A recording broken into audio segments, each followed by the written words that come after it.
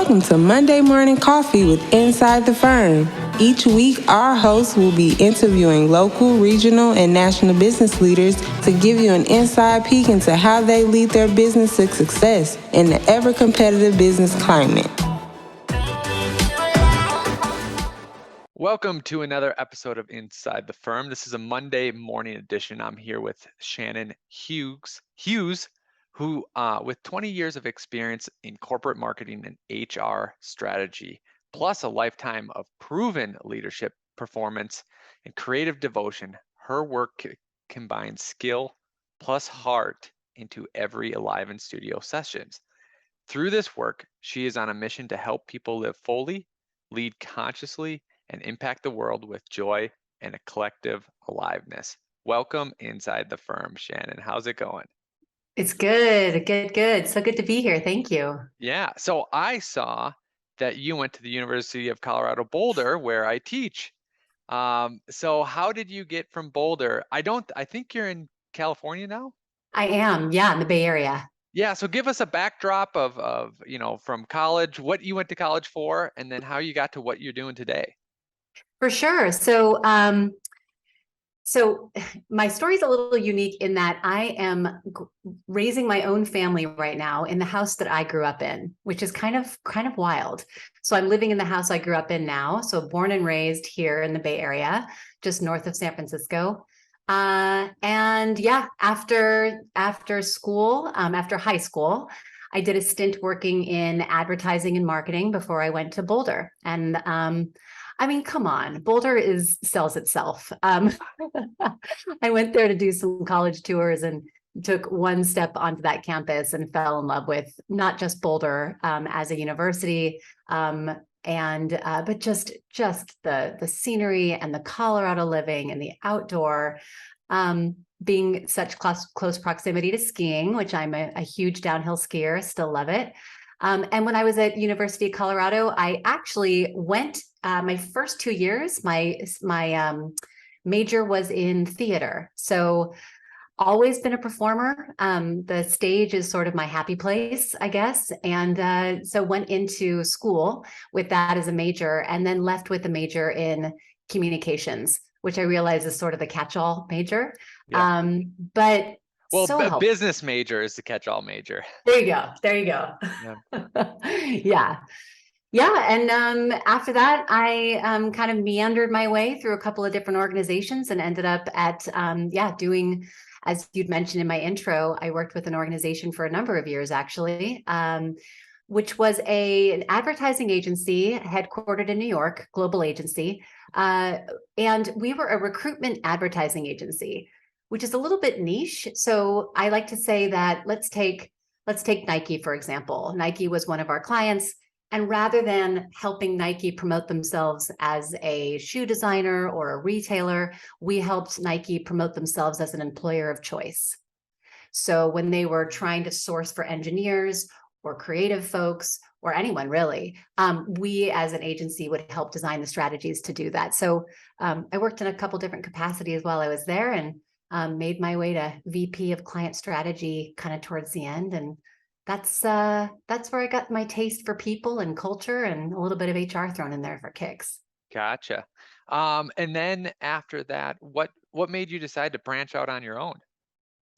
So in 2016, 17, my kids were small. I've got 2 kids. They're now 14 and 10, but at the time, whatever, I can't do the math on the fly like that, Alex, but no they worries. were young. Yep.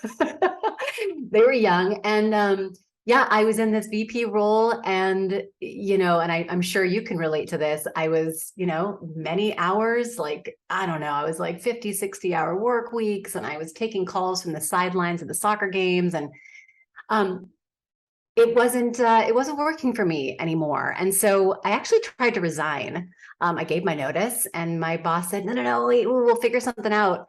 And we did. And they changed my role from VP of client strategy, which was fine, to client up, or what was it called? Basically like a sales revenue manager. So my job went from big boardrooms and big sales pitches to chasing people for revenue inputs into Salesforce.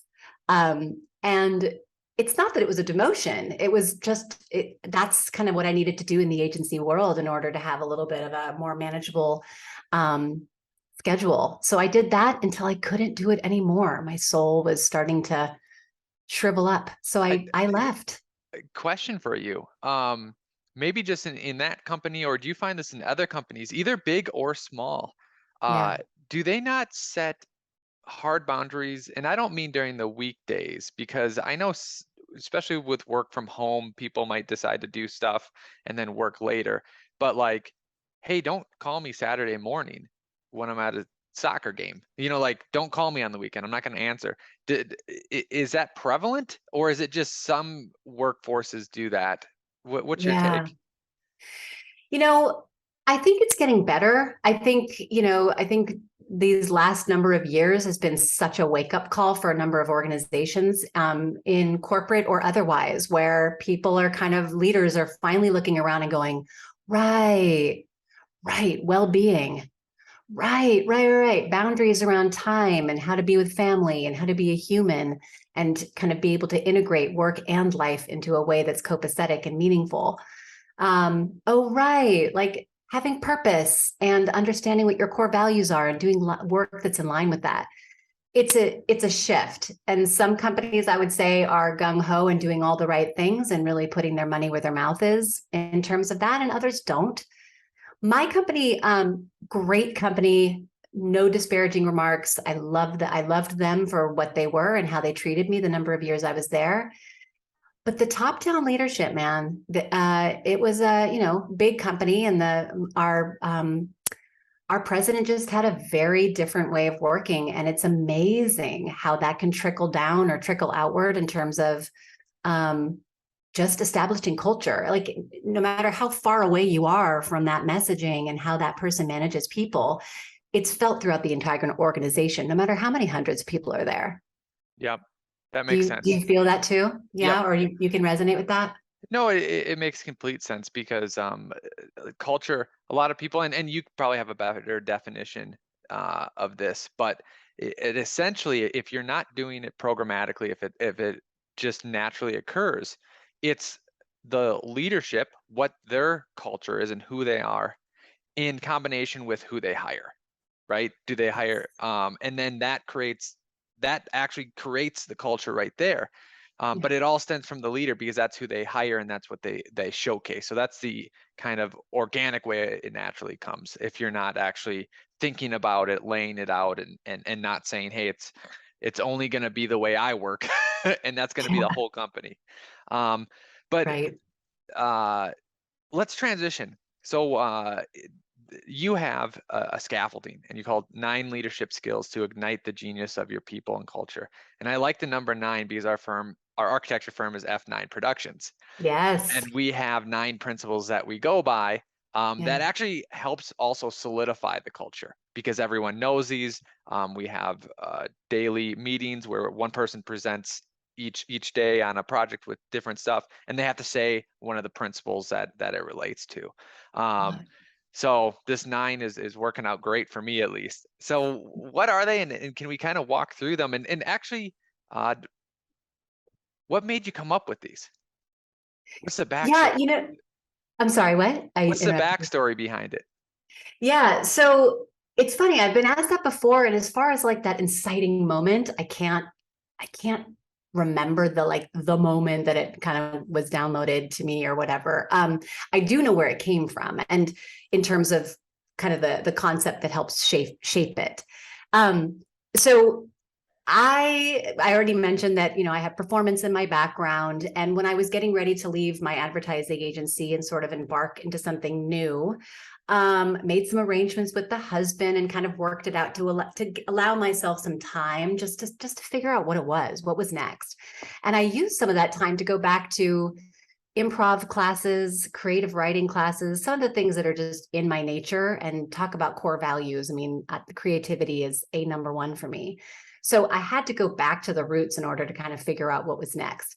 And I only bring that up because it's important in terms of the aliveness scaffolding. When I went back to improv, I was there to, re-engage with folks and perform and do all the fun things that improv is. And I remembered almost immediately. I started to connect the dots of the principles of improv theater, performative improv, and business, or those same concepts that comprise improv, and just kind of being a human. A couple of those concepts from improv are, I'm sure many of your listeners are familiar with yes and, which is the idea of accepting someone's offer and then building onto it. I've actually picked up you and your partner you seem like you consciously use and, which is a nice thing to hear on your podcast. And the other concepts like make your partner look good. I mean, how awesome is that, right? So I started to just kind of connect these dots and go, wait a minute, this is not just about creating something from nothing for an audience. This is about life, and certainly applies to business. So as I studied it and practiced it, I, really grasped and understood what those concepts were and pulled them into this idea of aliveness. Now, the word aliveness and the word enlivened from my company name come from a Howard Thurman, are inspired by a Howard Thurman quote. Howard Thurman is from the early 1900s. He's an African-American philosopher in the United States, a prolific writer, a mindfulness practitioner, a teacher, so has written a number of books about all of those things, and an activist in his own right. And he has a quote about aliveness, which is, don't ask what the world needs, ask what makes you come alive, and then go do it. Because nice. what the world needs is people who have come alive. Absolutely. Right, which ties into culture and all the things that I know light you up too. So aliveness came from that. That's my long-winded answer, Alex. Sorry. No worries. That's what we're here for.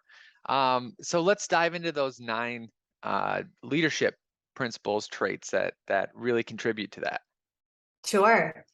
So aliveness is an acronym, and it is awareness, listening, interdependence, vulnerability, engagement, non-judgment, embrace change, start anywhere, and say yes. Okay. So that's what comprises the scaffolding. Look at that. Okay, let's start at number 1. What was number 1 again? Yeah, I kind of like to put 1 and 2 together, awareness and listening, because they go hand in hand together. And that's just all about the practice of listening. I always say listening with intention. So listening not to talk, but listening to actually hear what someone that you're in conversation with is saying. So awareness, and that requires awareness of your situation, awareness of, the environment or the context that you're in, awareness of where the person you're communicating with might be in their head and their heart, and self-awareness. Where am I in this situation, and how can I really root down and, what's going on here from all those places so that I can listen effectively and we can move together in a way that works for everyone and that is aligned to both of our value sets. That aligns with architecture in the sense of when you start a project, it most likely comes from a client or a professor, and they obviously give you a program and a site, but you really can't start until you are aware of what the site is, aware of all the influences of what is the architecture around it, what's the environment around it, what's the social, economical, historical significance of what you're doing. So all taking that in is literally step 1 in design. Even though you might get some other stuff, you don't do anything, you shouldn't do anything before you have that awareness. Right. Yeah. And how the space is going to be used, and kind of what the flow of traffic and the needs are of the people who are going to be in that environment. Yeah, I completely hear what you're saying. It's that awareness. Yeah. What's number 3? Yeah. So awareness, listening. I is interdependence, which is, all about, I guess you could say, teamwork. And I noticed in listening to your podcast and the one that you did with Mark on Entree Architect, the two of you talk a lot about family, and I love that. I love that family is so core to how you talk about F9.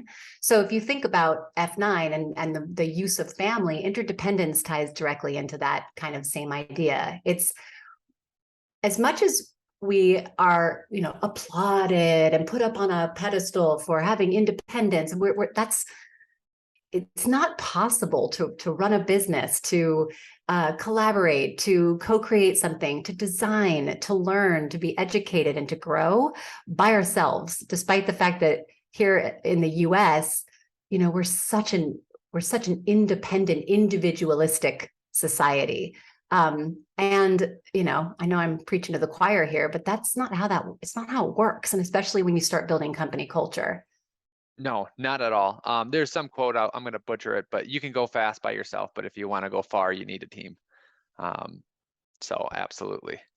100%. Yep. Yep. So that's I. V is vulnerability. And I know some people go, oh, vulnerability. Oh God, she's going to talk about Brene Brown. No, I'm not. Don't worry. Well, I was going to say, you probably can't we probably don't do too well examples of that. But yeah. I've been doing some reading too about the vulnerability loop, which is kind of a psychological term or whatever. It's the practice of, if I open myself to vulnerability, then we have you inevitably, if I set up a safe environment, a psychologically safe environment, there's a good chance that you will lean into my vulnerability with your vulnerability. And I'm not necessarily talking about sitting in a conference room crying and talking about your emotions, but I'm talking with my clients right now about how important it is, especially given the recession and where we are and how the influx of projects, architecture and design projects are coming and going, and how to staff. That leaves your team with a great deal of uncertainty.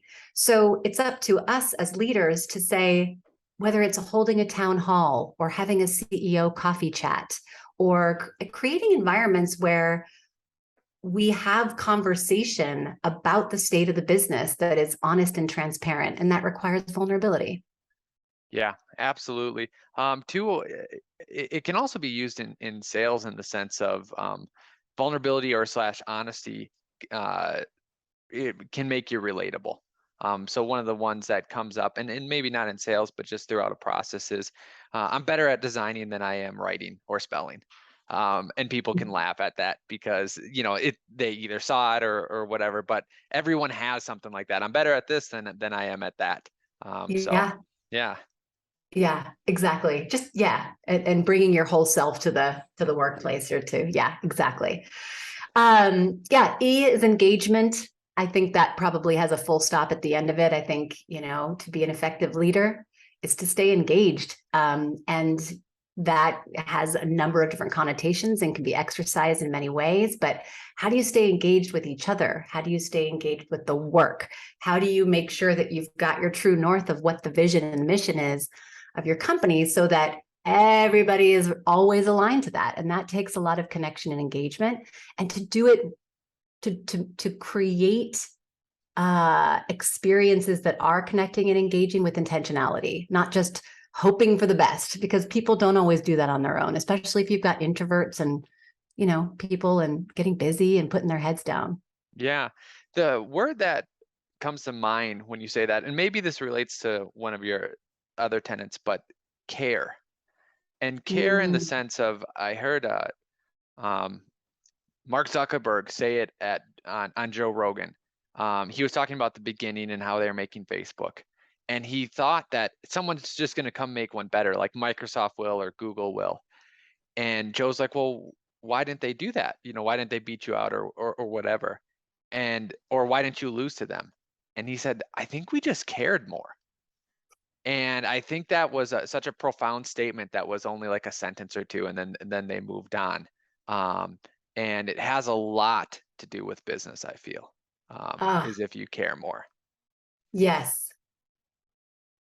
Yeah, I'm just letting that land, because as an entrepreneur myself, and I know that you guys, you're moving out of startup and into, different phases of your own organization. I'm sure you can relate to this too, but Caring is what keeps you in the work. Caring is what keeps you in the game.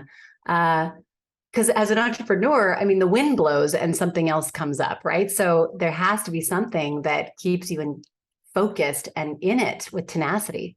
Absolutely. Yeah. Absolutely. All right, moving on to number 6. Moving on. Yes. Okay. So engagement. Number 6 is non-judgment. And that's important because it's not just non-judgment of other people, it's non-judgment of ourselves. We are human. We have inner critics. Mine has a bullhorn sometimes, just shouting that I'm doing it wrong, or I'm supposed to be somehow, different, handling things differently or showing up differently. So, it's a practice. It's a lifelong practice to be true to who we are. But as a leader, that's our job too, is to, with vulnerability and with intentional listening and all the other tenets, then we can invite people into that non-judgmental environment so that we can create awesome buildings and do really good work in the world. Yep. One thought that I had, and maybe I stole it from someone else, so who knows, but if it's ever getting too much, that inner critic, a kind of thought experiment is to think, what if you woke up today and you woke up in this body of who you are and you had to deal with that? So you can put all that past, be like, I don't know, I just woke up. This is where I'm at. This is what I have to deal with starting now. And it's a good way to kind of clean the plate. And whoever that old guy or lady was that got you here, there's nothing you can do about it. I love that, because you're right. It's all that story that, like, it's all mixed up with the present moment, and it doesn't serve you all the time. Absolutely. Yep. I love that. All right. 7. Yes. I had to spell it out in my head. Non-judgment. Embrace change. No, embrace non-judgment. Embrace change. Yes. Embrace change is, it's about embracing change, staying agile, setting ourselves up for success so that when things like, I don't know, a global pandemic come up, that we have the skill set to be on our feet, ready to pivot, although that word is very overused, but always kind of ready to see things in a different light. And that takes openness as well, but it's inviting the unexpected and knowing that, if we don't have all the answers, mistakes are okay. Fallibility is normal. And it might be an opportunity to learn and grow. Yeah, that's one of the harder things once you get bigger, is because if you have to embrace change, you have to do it at a larger scale, and it just gets harder and harder. But then if you don't, it can lead to collapse when someone smaller comes and just eats your lunch, every little bit of a time until, they ate everything and you have nothing. Yeah. Great analogy. Yeah. Yeah, no, I can imagine. Well, any of these, right? When you start to scale, all of these have to be assessed and build the practice around them for sure. Yeah, we keep looking for what the main program that we use in architecture is Revit. There's another one, I'm forgetting the other one that the Mac people uses, but we keep wondering, when is it going to change? When is it something new going to, come on board that we have to totally switch? And it's been going for about 10, 12 years now on this one program, but that's one that we're always trying to not get caught in, like we only do it one way. Yeah.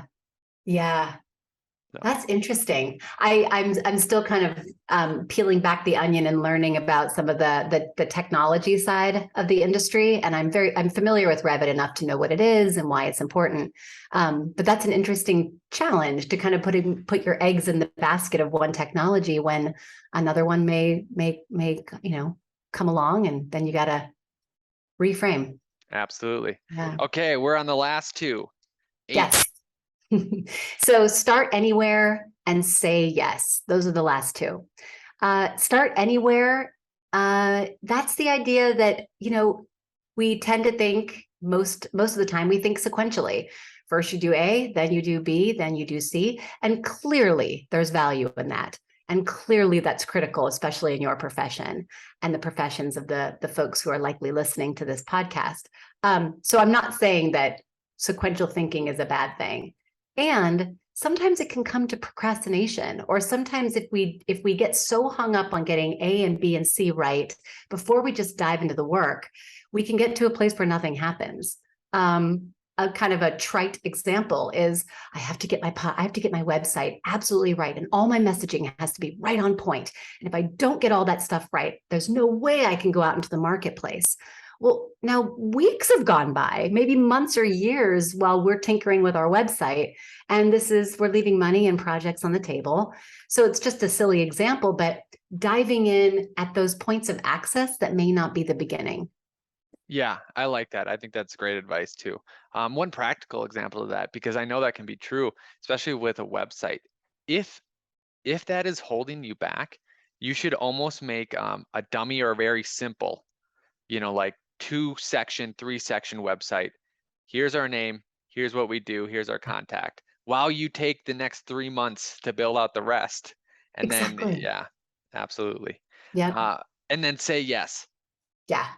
Say yes. That really comes from improv almost explicitly, this idea of yes. And I personally would never have gotten to where I am with Enlivened Studios and doing the work that I do had I not said yes when those doors were ajar. And I just kind of went, what's behind door number 2? What's behind door number 3? And I didn't always walk all the way through the door. Sometimes I just stand at the precipice and kind of gaze in. But there's an element of curiosity that has to be part of, lighting up your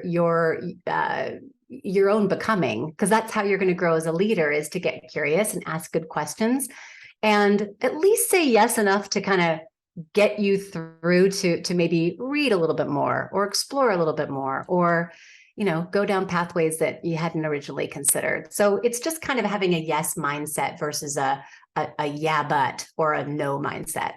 Yep. Awesome. I appreciate that. That was great. A 2-part question. What kind of, maybe even 3 parts. Let's see how many parts I can wrap into one question. Okay. What kind of firms do you help? What do you help them with? And yeah, let's just start there. Those 2. Yeah. What kind of firms do you help, and what do you help them with?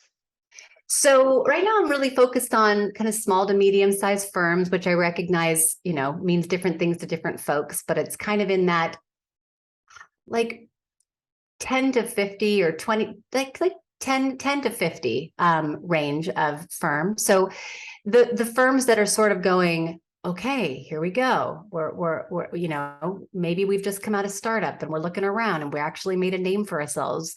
Our services are marketable. We've got the attention of folks in our community or even outside of our community. And how do we now look around, notice that we've got people who are valuable and critical in doing that work and making sure it's successful? How do we keep them, right? Retention is huge right now. How do we keep them? How do we make sure that they stay well, in terms of wellness is what I mean, and engaged, and continue to have that resonance in terms of values alignment and interdependence, so that they can do great work.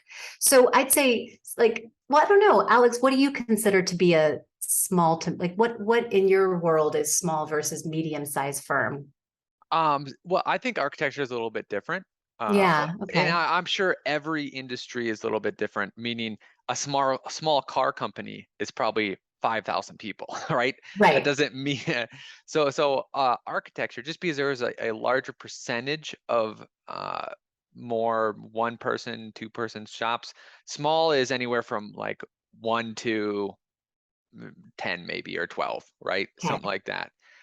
Medium in it kind of overlaps is, let's just say 8 to 30. And then I would say larger is probably 30 and above. But I just talked to a firm that was 50 and they said that they're a medium-sized firm. But in those general ballparks. Yeah, got it. Because there's not an Amazon.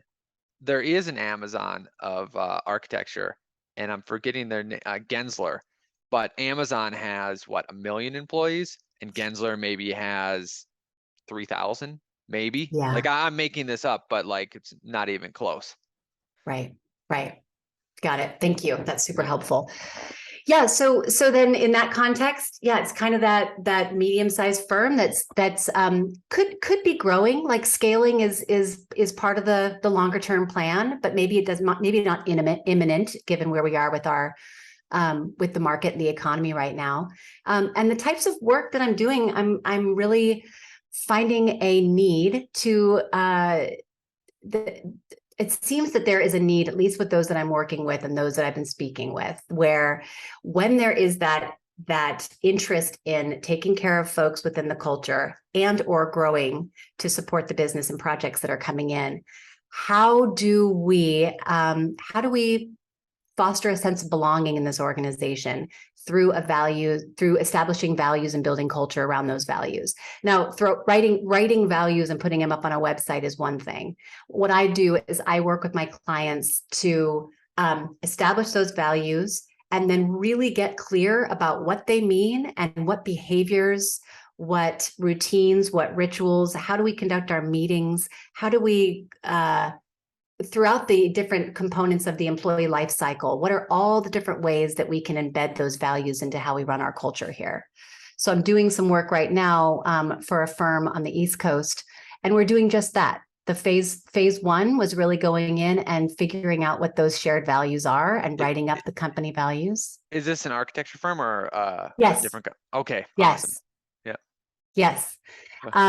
Yes. So this is an architecture firm in the East Coast, and yeah, the first phase was really identifying those values, defining them, and then establishing the behaviors that really uphold each of those values.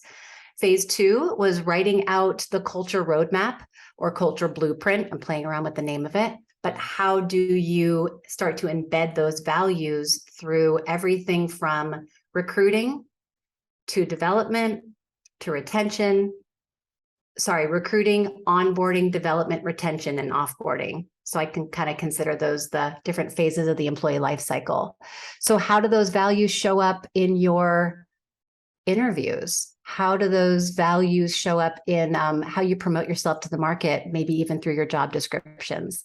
What does the review process look like? And how do we track and measure performance with values top of mind? What does our training and development programming look like? What about our incentive program? How do we incentivize people based on our values and living our values? So that's sort of the work I'm doing with those guys. And then there's kind of an offshoot of training and a number of other efforts that are going to happen over the longer term to uphold that work. Gotcha. Are clients coming to you kind of specifically for this need, or are you seeing this need and this is meaning the other way is, hey, architecture firm calls, how can I help you? Oh, there's different areas we could go into. And this is just an example of one. Does that make sense in the question? Yeah. A couple different ways. Sometimes it's the architecture firm calls and it starts with team building, right? Well, it starts with kind of let's see, maybe like a half-day workshop. We already have our values; they're already set. We're good to go with that, and we have a pretty good understanding of our culture. This is just an opportunity for us to get together and have a really connective and engaging experience around our values and culture to root down in that. But it's much more of a team building exercise. Is this where your improv skills come to play? Yes. Awesome. Yes. My facilitation style is unique. Yeah. Are firms doing this? I'm just curious. Is this normally like a holiday thing, either Christmas or 4th of July, or is it random? Yeah. It's usually aligned to kind of like right now I'm having conversations about an end of the year wrap up, right? So it's like a look back and a look forward and an opportunity to celebrate. So kind of an end of the year celebration and an opportunity to set ourselves up for success for the new year.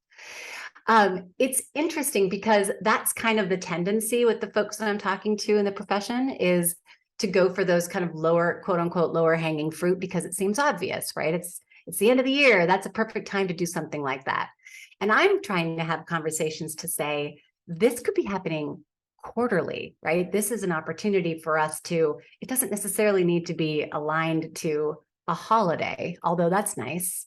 But if we really want this to be in the fabric of how your firm is going to run and how you're going to continually show up for your employees so that they understand that this is how you are. This is, something that we do with consistency, and leadership promotes it, and the resources are there.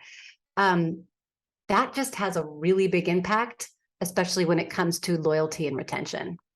Well, I would say too, someone could be listening to this conversation in April, and they could say, that's a great idea for the end of the year. But if we listen to your principles and ours, which are 1, start anywhere, that's number 8.